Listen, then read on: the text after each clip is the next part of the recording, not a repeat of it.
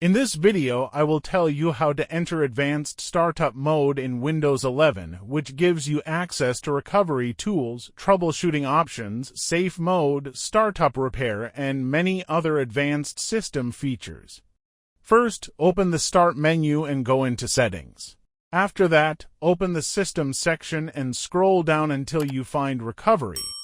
Inside the Recovery menu, look for the option called Advanced Startup. Next to it, click Restart Now. Windows will warn you that your computer is about to restart, so make sure you save any open work before continuing.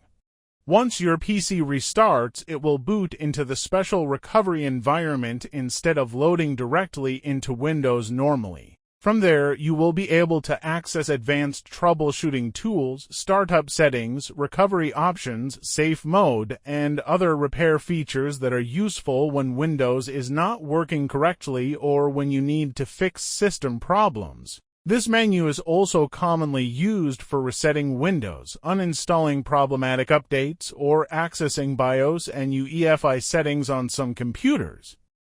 Thanks for watching. I would be very happy if you would become one of the subscribers of this channel. Check out the suggested videos and also leave a like under this video. See you soon.